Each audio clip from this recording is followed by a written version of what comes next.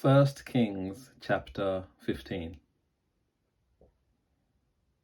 Now in the 18th year of King Jeroboam son of Nebat, Abijam began to reign over Judah.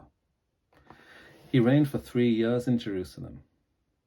His mother's name was Maacah, daughter of Abishalom. He committed all the sins that his father did before him. His heart was not true to the Lord his God, like the heart of his father David.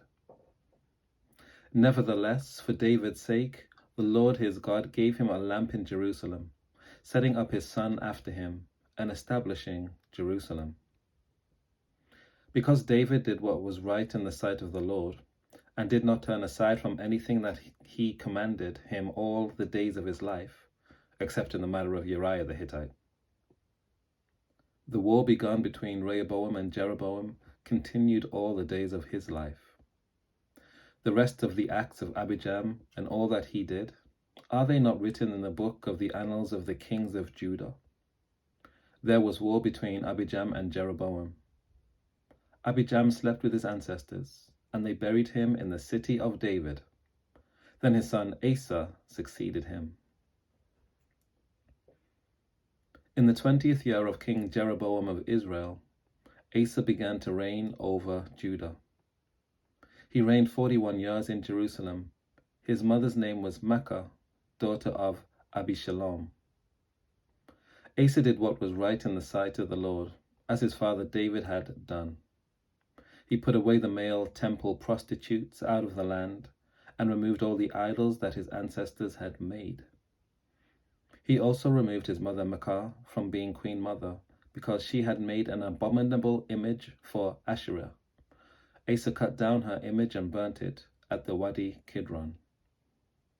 But the high places were not taken away. Nevertheless, the heart of Asa was true to the Lord all his days. He brought into the house of the Lord the votive gifts of his father and his own votive gifts, silver, gold, and utensils. There was war between Asa and King Baasha of Israel all their days. King Baasha of Israel went up against Judah and built Ramah to prevent anyone from going out or coming in to King Asa of Judah. Then Asa took all the silver and the gold that were left in the treasures of the house of the Lord and the treasures of the king's house, and gave them into the hands of his servants.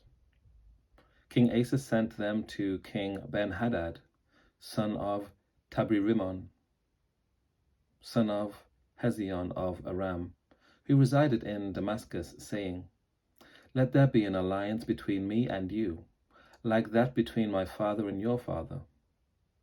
I am sending you a present of silver and gold. Go, break your alliance with King Baasha of Israel, so that he may withdraw from me." Ben-Hadad listened to King Asa, and sent the commanders of his armies against the cities of Israel. He conquered Ijon, Dan, Abel-Beth-Maacah, and all Chinneroth, with all the land of Naphtali. When Baasha heard of it, he stopped building Ramah and lived in Tirzah. Then King Asa made a proclamation to all Judah, none was exempt.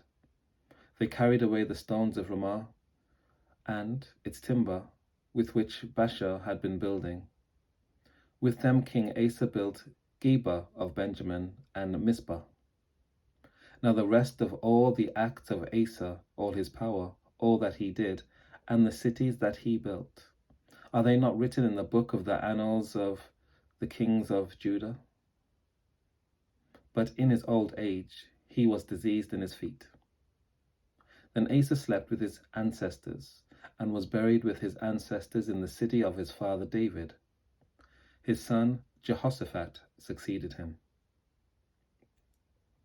Nadab, son of Jeroboam, began to reign over Israel in the 2nd year of King Asa of Judah. He reigned over Israel 2 years. He did what was evil in the sight of the Lord, walking in the way of his ancestor, and in the sin that he caused Israel to commit. Baasha, son of Ahijah, of the house of Issachar, conspired against him, and Baasha struck him down at Gibbethon, which belonged to the Philistines, for Nadab and all Israel were laying siege to Gibbethon. So Baasha killed Nadab in the 3rd year of King Asa of Judah and succeeded him. As soon as he was king, he killed all the house of Jeroboam.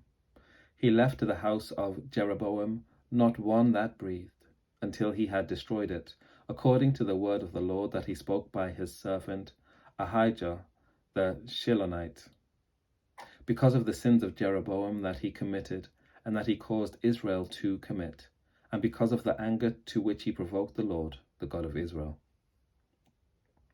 Now the rest of the acts of Nadab, and all that he did, are they not written in the book of the annals of the kings of Israel? There was war between Asa and King Baasha of Israel all their days. In the 3rd year of King Asa of Judah, Baasha son of Ahijah began to reign over all Israel at Tirzah. He reigned 24 years. He did what was evil in the sight of the Lord, walking in the way of Jeroboam and in the sin that he caused Israel to commit.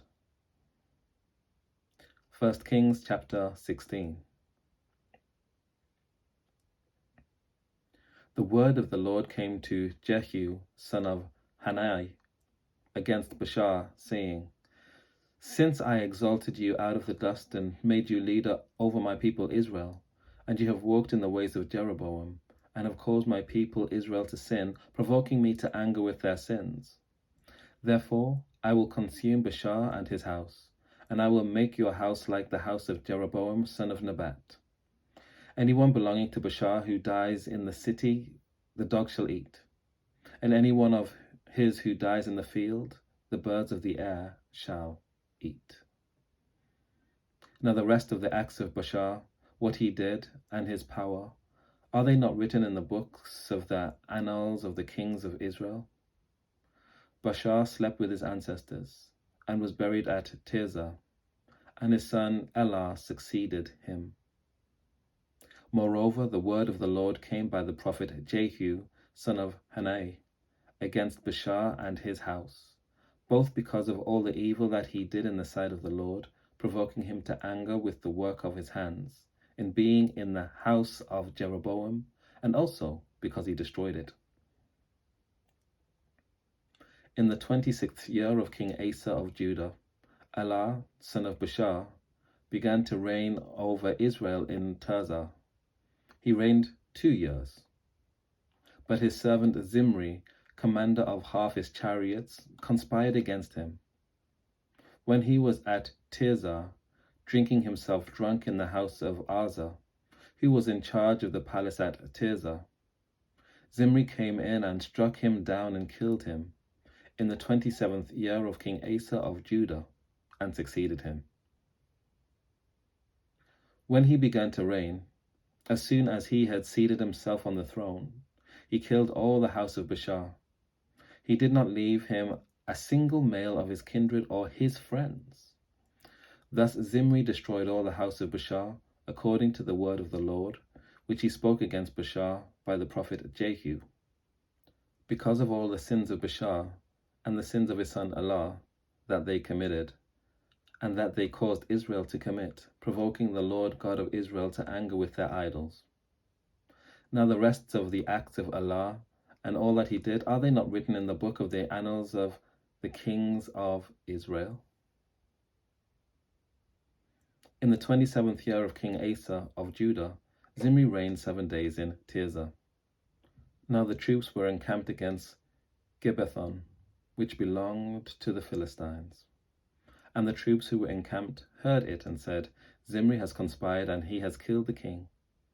Therefore all Israel made Omri, the commander of the army, king over Israel that day in the camp. So Omri went up from Gibbethon, and all Israel with him, and they besieged Tirzah. When Zimri saw that the city was taken, he went into the citadel of the king's house. He burned down the king's house over himself with fire and died.